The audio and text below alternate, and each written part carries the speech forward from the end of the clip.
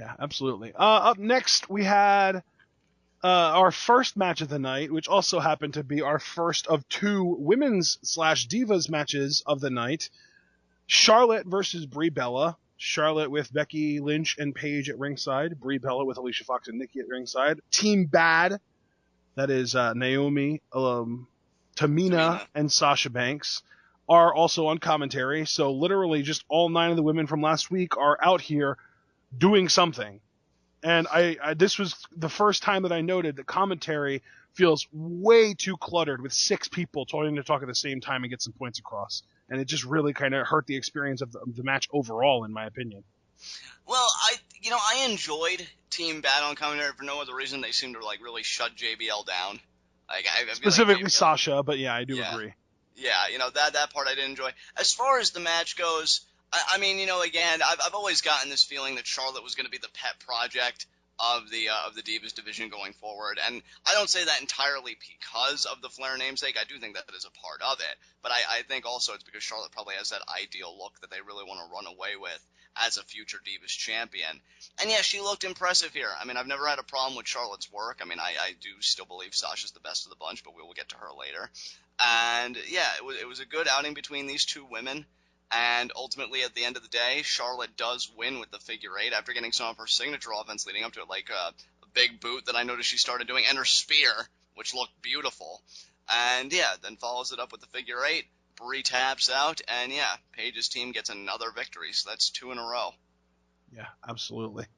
I think that Charlotte, it's funny because we have kind of an in-joke in Reddit right now where in order for an NXT talent to have their theme music play when they enter, they have to win a match first. Because you'll notice that last night, before the Triple Threat Divas match, it was Paige's theme music that played when Charlotte came out, and it was Naomi's that played when Sasha came out, right?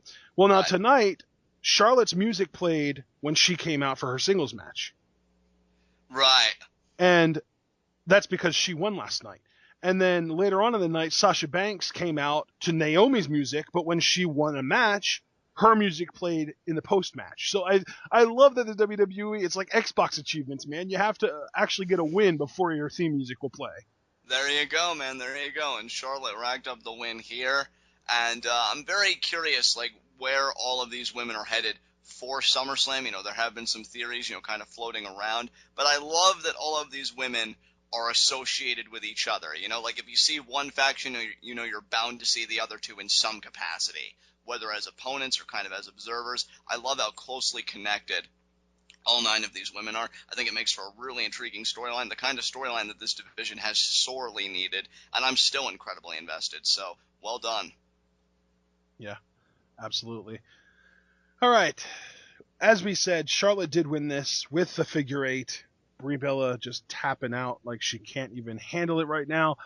And I think the best part of this match was Sasha Banks just shutting JBL down, like you said, because JBL at one point asked Sasha about Charlotte. And Sasha just said, "Charlotte doesn't matter. Ask me a question about myself." It's so true. JBL should have really known better. And that's another thing, too, is that someone talks about Charlotte, and Sasha says, "I don't need to bring my daddy to the game." And then Naomi was just like, "Yeah, and neither does Tamina, and her dad's a legend, too." So double diss on commentary team. Just shut up, Michael Cole. That's another thing. Sasha kept on calling him Michael. It was hilarious. Yeah, I think this is a great night for Team Bad specifically. Again, we won't get into all of it here because there's another segment that we'll get to later. Right. But as far as commentary goes, they're standing out. And that was the one thing that, I'll be honest, I kind of feared for this storyline. I think because you and I are such, uber Sasha Banks fans, that I thought Team Bad was going to be kind of like the third wheel in this whole thing. But I think they've done a terrific job of, casting their own light in all this and really standing out in the feud, which is such a relief. Yeah, definitely. All right, let's see. Was there anything else that I wanted to talk about? It doesn't look like it. So yeah, Charlotte wins with the figure 8, and then we move to backstage section. Triple H talking to Paul Heyman on the phone. He might be the worst phone call faker that I've ever seen. Seems like they're kind of making it seem like Brock Lesnar isn't happy about the idea of facing Lesnar at SummerSlam, and he basically just tells Paul Heyman to grow a pair and tell Brock. At the same time, Miz cuts in about halfway through Triple H's conversation with fake Paul Heyman and is trying to get his attention while he's on the phone.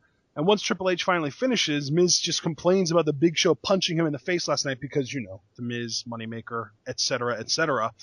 And Triple H, the whole time that Miz is complaining, he starts dialing the phone to call someone else, and he tells that new person to be in his office as soon as possible. He literally just wasn't paying attention to the Miz, and he tells Miz that he has a match tonight against the Big Show. Yeah, I love Miz's reaction, too, because when Triple H gets off the phone, Miz is like, did you not hear me? And Triple H is like, no, I didn't, and I don't care. Like, he straight up told Miz to his face, like, I don't care about your problems. And as soon as he gave Miz the match with Big Show, Miz just has this look on his face, and he's like, but that's not what I wanted. Yeah, but that's what you got, so good luck, Obi-Wan. And then he just leaves.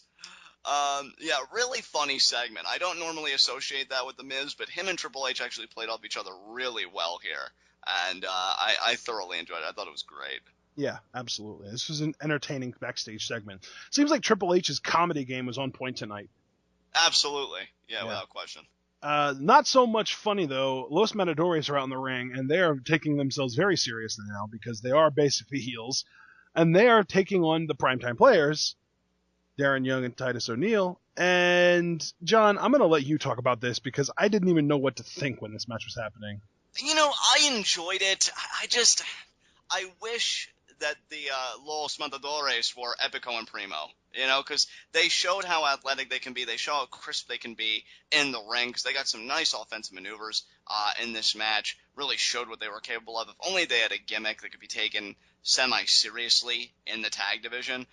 But as it seems like the Primetime Players are going to close in on a win because, you know, Titus's hot tag rules all and he's just throwing bodies everywhere.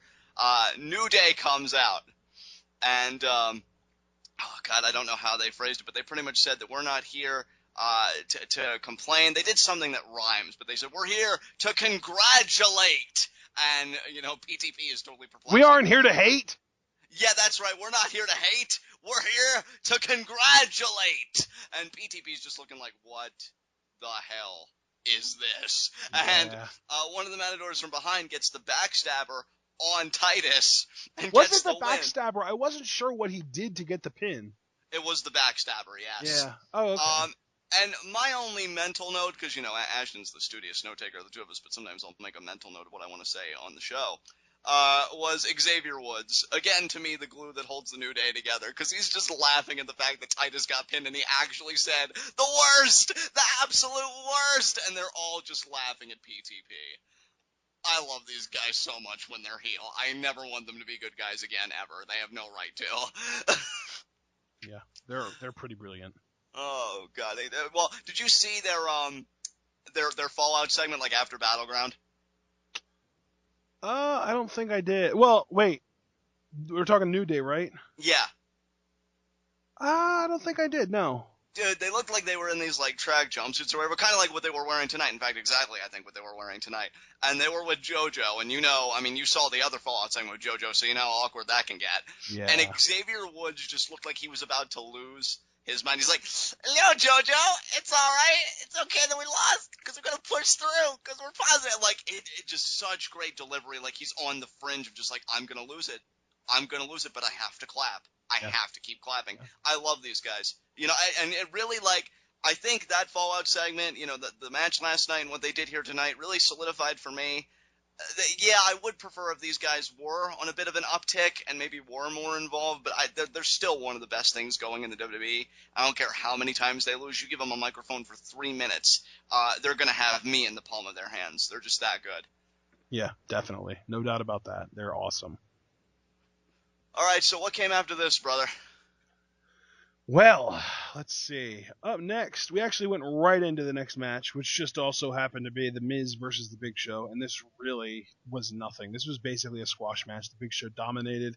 He actually didn't even win with a knockout punch or a chokeslam. He won with a middle rope elbow drop. Yeah, pretty much just crushing The Miz's internal organs. That sternum no longer exists. Exactly. And then he gets maybe it does, but it's now dust. Yeah. And then Big Show gets on a microphone, and his trash talk game just unbelievable. It was like, what was that you said last night? And the Big Show hasn't been around since the Attitude Era. Well, am I here now? Am I here now? He's like kicking Miz and treating him like garbage. He's like, you know who's not here? Ryback. And I'm like, you know what? That's good, Big Show. Keep the Intercontinental Championship relevant while Ryback's dealing with that staph infection. And the crowd actually does break out in a Feed Me More chant, which actually I smiled about because so often I get scared when superstars like Ryback are off the grid because I never know when like fans are not going to care about them anymore or get lukewarm. So to know that this crowd showed solidarity with Ryback despite the fact that he wasn't even there, big comfort sign, big vote of confidence For sure, yeah. I mean, it's good to know that not only have they not forgotten about him, but he's still in their good graces. Absolutely, and Big Show keeps referring to the Intercontinental Championship as his Intercontinental Championship. You know, that's what Ryback really has in his possession. Big And Show. then he turns it into a tough enough shill. Exactly, because he says, you know, I'll take it from you on Raw, I'll take it from you on SmackDown. I was really hoping for an NXT plug, but what can you do? And he says, you know what? You know, tomorrow, you know, I'm gonna be it tough enough. Maybe you show up, and I'll take it from you then. But you know, regardless, I'm gonna see if any of those male wannabe superstars can stand up to this fist. So way to pick on the weak, Big Show. Way to just go from like calling out the Intercontinental Champion to be like, yeah, you know what? I'm going to really prove my point by beating on rookies. Oh, yeah. And you wonder why people ask you to retire. Oh, man. But, yeah, I enjoyed it, though. Like, Big Show will never be at the level of, like, Golden Era heel Mark Henry when he was world champion. But I gotta say, he's a nice substitute. You know, if we're not going to get, Yeah, he's Mark Henry light, which is ironic because he's way bigger. Exactly. There's a lot more of him, so for him to be a light anything is really ironic. Exactly.